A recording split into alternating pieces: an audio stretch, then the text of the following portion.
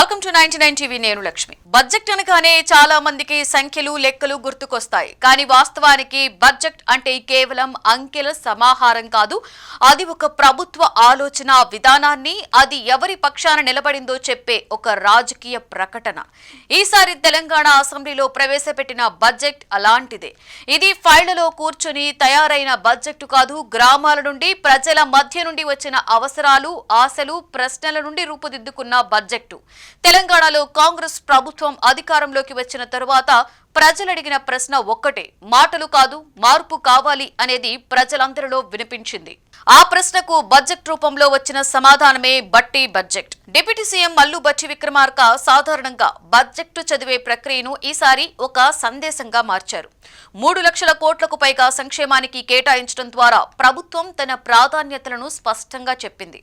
ఇది కేవలం పెద్ద సంఖ్య కాదు, పేదలు, బలహీనులు, అర్హులు ముందుగా అన్న ప్రభుత్వ నిర్ణయానికి ప్రతిబింబం.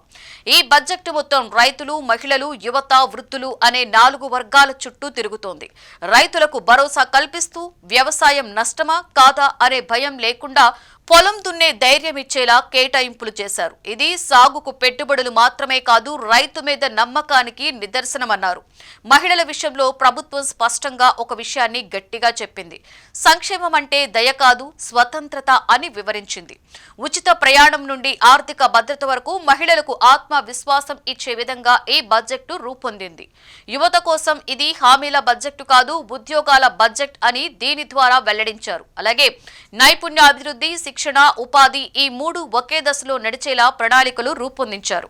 వృద్ధుల విషయంలో పింఛన్ను కేవలం డబ్బుగా కాకుండా గౌరవంగా చూశారు. అందుకే వృద్ధులపై ఖర్చు సంక్షేమంగా కాకుండా ప్రభుత్వ బాధ్యతగా కనిపిస్తోంది. ఇక్కడే రేవంత్ రెడ్డి ప్రభుత్వం తన రాజకీయ దిశను స్పష్టంగా చూపించింది.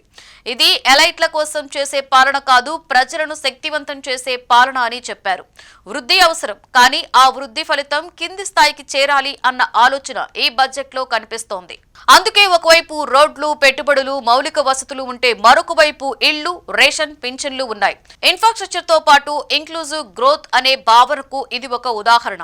ఇంత పెద్ద స్థాయిలో సంక్షేమం ఆర్థికంగా సాధ్యమా అనే విమర్శలు కూడా వచ్చాయి. దీనికి బట్టి విక్రమార్క ఇచ్చిన సమాధానం చాలా స్పష్టంగా తెలుస్తోంది. పేదల మీద ఖర్చు భారం కాదు, పెట్టుబడి అని అన్నారు.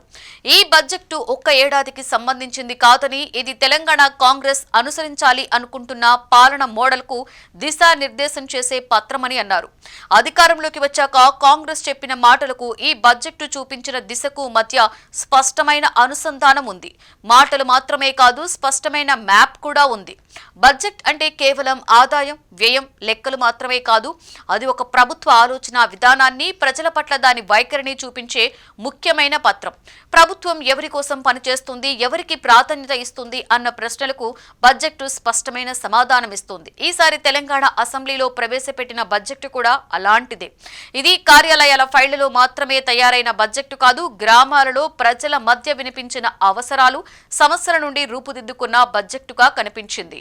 కాంగ్రెస్ ప్రభుత్వం అధికారంలోకి వచ్చిన తరువాత నిజమైన మార్పును ప్రజలు కోరుకున్నారు. ఆ కోరికకు సమాధానంగా వచ్చిందే ఈ బడ్జెట్.